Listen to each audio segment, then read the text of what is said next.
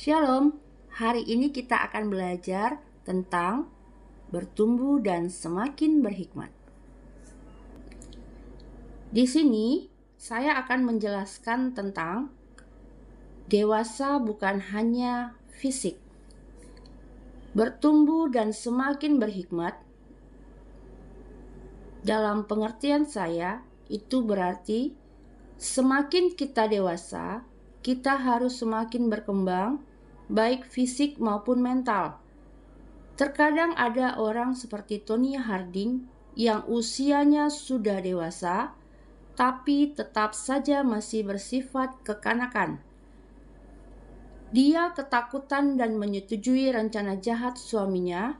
Seharusnya, jika dia sudah dewasa, dia harus menentang rencana jahat suaminya dan melawan dengan cara yang sportif serta lapang dada jika dia sudah kalah. Orang dewasa yang sesungguhnya harus menerima kekalahan secara hormat. Di sini saya juga akan menjelaskan tentang kematangan pribadi dan emosi. Salah satu cara yang paling mudah untuk menilai kematangan pribadi seseorang adalah dengan mengamati ekspresi emosinya. Orang yang belum dewasa emosinya seringkali terlepas begitu saja ketika seseorang tidak mampu mengendalikan dirinya. Akibatnya sering mengeluarkan kata kasar dan berlaku kasar pula. Dan mereka jarang memikirkan terlebih dahulu apa akibatnya jika berbuat sesuatu. Emosi seseorang biasanya bisa dilihat melalui bahasa tubuh, mimik, ataupun suara orang tersebut. Gerakan-gerakan atau intonasi suara, walaupun tidak sama persis dengan orang lain, tetap bisa kita lihat. Ada orang yang ingin memperlihatkan ekspresi emosinya kepada orang lain supaya orang lain memahami apa yang dirasakannya. Tetapi ada juga orang yang berusaha menyembunyikan emosinya supaya tidak diketahui orang lain. Tentu dengan berbagai pertimbangan yang dimiliki oleh orang tersebut. Faktor yang paling penting dalam mengembangkan emosi yang sehat adalah pengenalan yang benar tentang diri sendiri, serta kesediaan untuk bertumbuh dan berkembang menjadi pribadi yang matang dan bertanggung jawab.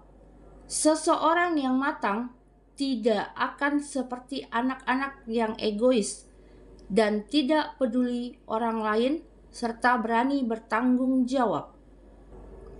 Mari kita lihat dalam pembahasan Alkitab. Di kitab 1 Samuel 3 ayat 19 dikatakan, "Dan Samuel makin besar dan Tuhan menyertai dia dan tidak ada satupun dari firman-Nya yang dibiarkannya gugur." Pembahasan di sini kita harus tenang dalam menjalani hidup. Karena semakin kita dekat dengan Tuhan, Dia akan selalu menyertai kita. Karena Tuhan tidak akan membiarkan kita, anak-anaknya, jatuh ke dalam kesesatan. Oleh karena itu, saat ada masalah maupun tidak ada masalah, kita harus tetap berdoa untuk meminta bimbingan dan penyertaan-Nya. 1 Samuel 2 ayat 26, "Tetapi Samuel yang muda itu semakin besar dan semakin disukai, baik di hadapan Tuhan maupun di hadapan manusia." Pembahasannya di sini, kita harus seperti Samuel yang sudah dewasa, baik fisik maupun rohani. Dia semakin disukai bukan hanya oleh sesama kita, manusia, tetapi juga Tuhan. Oleh karena itu, kita harus menjadi dewasa dalam mental juga, jangan hanya di fisik saja. Dalam 1 Korintus 3 ayat 1-9, kita menemukan kisah tentang pertikaian yang terjadi di gereja Korintus. Gereja itu terpaksa pecah-pecah menjadi kelompok-kelompok yang masing-masing saling membanggakan diri. Muncul orang-orang yang mengklaim, "Aku dari golongan Paulus," atau "Aku dari golongan Apolos." Mungkin pula ada kelompok-kelompok lain yang mengaku, "Aku golongan dari Yesus." Sementara yang lainnya mereka anggap bukan pengikut Yesus atau tidak mempunyai Yesus. Masing-masing kelompok ini menganggap diri mereka lebih baik, lebih hebat, bahkan lebih tinggi daripada yang lainnya. Mereka, menurut saya, masih belum dewasa sepenuhnya. Karena jika mereka sudah dewasa, emosi tidak akan meledak-ledak dan pasti mereka akan menyelesaikan masalahnya dengan cara yang baik seperti musyawarah. Dalam Amsal 2 ayat 6 dikatakan, "Karena Tuhanlah yang berikan hikmat, dari mulutnya datang pengetahuan dan kepandaian." Pembahasannya di sini, kita harus ingat bahwa semua yang kita miliki, kita sekarang berasal dari Tuhan. Begitu pula dengan pengetahuan dan akal budi yang kita miliki sekarang. Janganlah sombong, karena apa yang kita miliki sekarang hanya titipan dari Tuhan untuk kita.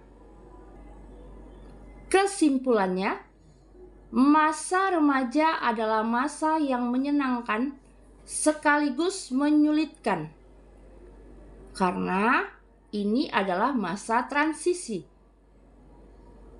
Seiring dengan perkembangan menuju kedewasaan itu, kamu juga akan mengalami perkembangan emosi dan menemukan jati diri kamu.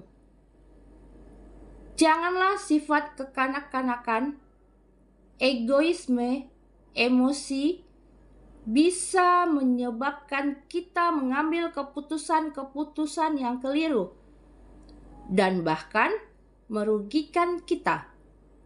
Kita bisa mengembangkan sikap dan mental kita dengan membaca kitab suci dan belajar dari peristiwa yang sudah kita baca dan meneladani hal yang baik. Terima kasih, maaf bila ada salah kata. Terima kasih atas perhatiannya. Tuhan Yesus memberkati.